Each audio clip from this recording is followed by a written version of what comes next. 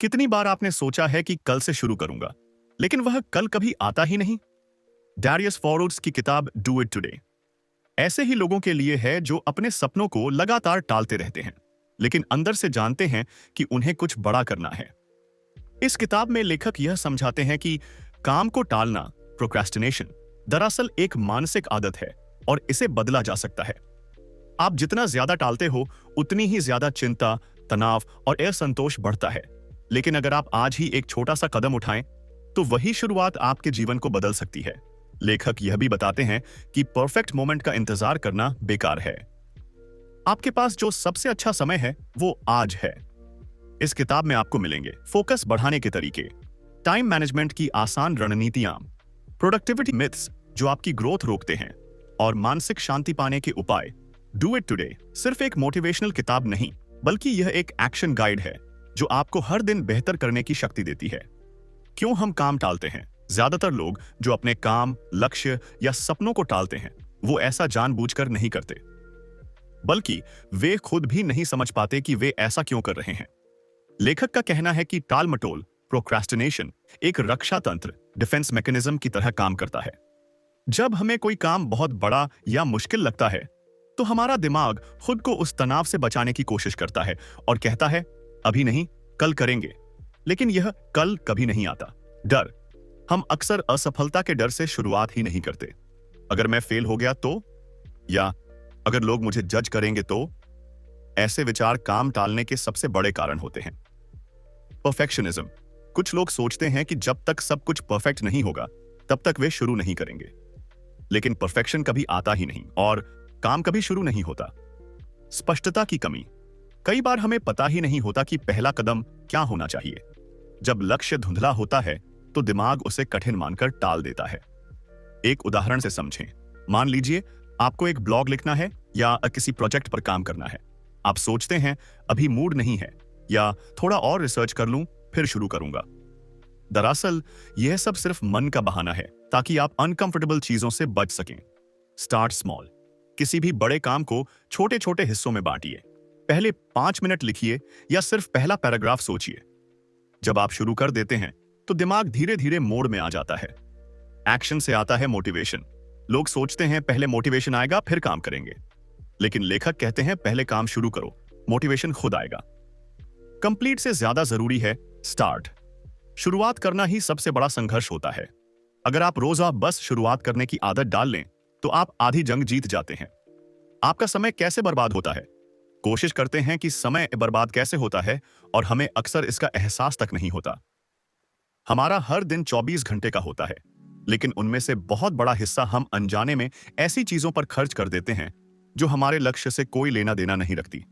सबसे बड़ा अपराधी डिस्ट्रैक्शन। आज के समय में mobile phone, social media, YouTube, Netflix और नोटिफिकेशन हमारे सबसे बड़े समय चोर बन गए हैं। लेखक कहते हैं कि ज्यादातर लोग सुबह उठते ही मोबाइल उठाते हैं और 1 घंटे तक बस स्क्रीन ही देखते रहते हैं। हम सोचते हैं कि हम व्यस्त हैं, लेकिन हम केवल व्यस्त दिख रहे होते हैं, असल में हम प्रोडक्टिव नहीं होते। कई लोग सोचते हैं कि अगर वे ज्यादा घंटे काम करें तो ज्यादा पैसा कमा लेंगे, लेकिन लेखक कहते हैं समय पैसे से ज्यादा कीमती होता है। यदि आप हर समय बस पैसों के पीछे भागते हैं और अपने स्वास्थ्य, रिश्ते और आत्मविकास को नजरअंदाज करते हैं, तो वह पैसा भी एक दिन काम नहीं आएगा। हम हर दिन बहुत से छोटे छोटे फैसलों में फंस जाते हैं। क्या पहनूं, क्या खाऊं, किससे कॉल करूं? यह सब डिसीजन फटीग पैदा करता है, जिससे दिमाग थक जाता है और असली काम करने का मन नहीं करता। Comparison is a time killer. लेखक कहते हैं कि जब आप सोशल मीडिया पर दूसरों की सफलता देखकर खुद को उनसे कम आंकते हैं, तो आप न केवल दुखी होते हैं, बल्कि अपना कीमती समय भी खो देते हैं। मल्टीटास्किंग का भ्रम। बहुत से लोग सोचते हैं कि वे एक साथ कई काम कर सकते हैं, लेकिन लेखक के अनुसार मल्टीटास्किंग से आपका फोकस कमजोर होता है और कोई भी काम अच्छे से नहीं हो पाता।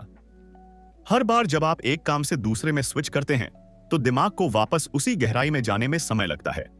डिस्ट्रैक्शन से बचने के लिए अपने फोन से नोटिफिकेशन बंद करें और हर दिन के लिए फोकस का टाइम सेट करें। हर दिन के लिए 3 सबसे जरूरी काम तय करें और सबसे पहले उन्हीं को निपटाएं। सोशल मीडिया को सीमित करें, दिन में सिर्फ 10 या 15 मिनट के लिए।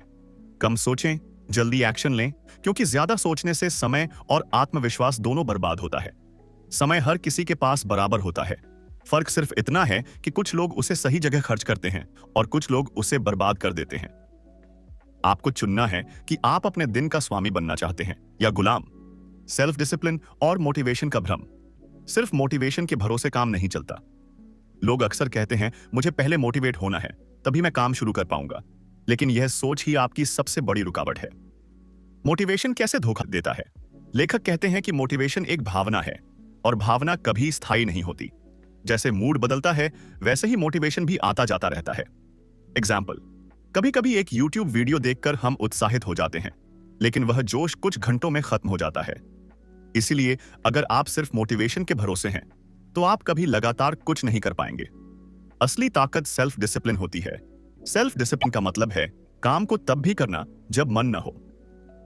लेखक के अनुसार सेल्फ डिसिप्लिन एक मांसपेशी की तरह होती है। जितना आप उसे रोज इस्तेमाल करेंगे, वह उतनी मजबूत होती जाएगी। सक्सेस उन्हें मिलती है जो हर दिन बिना बहाने जरूरी काम कर लेते हैं। छोटे और आसान नियम बनाएं। लेखक कुछ आसान नियम बताते हैं जिनसे आप डिसिप्लिन में रह सकते हैं। 2 मिनट का नियम। कोई भी काम सिर्फ 2 मिनट के लिए शुरू करो। ज्यादातर मामलों में आप फिर उसे पूरा कर लोगे। No 0 days rule. हर दिन कुछ न कुछ करो, चाहे कितना ही कम क्यों ना हो, लेकिन कोई दिन खाली नहीं जाना चाहिए। ट्रिगर सिस्टम बनाओ।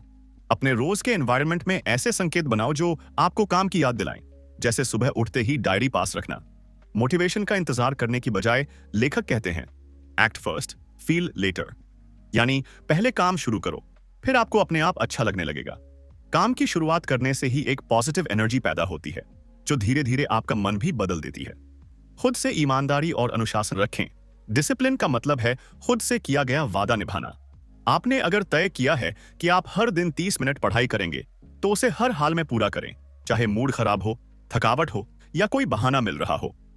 अंत में डैरियस फोरू यह स्पष्ट करते हैं कि दुनिया के सफल लोग कोई सुपर हीरो नहीं होते। वे भी थकते हैं, उनका भी मूड खराब होता है, लेकिन वे फिर भी काम करते हैं क्योंकि उन्होंने डिसिप्लिन को लाइफस्टाइल बना लिया है।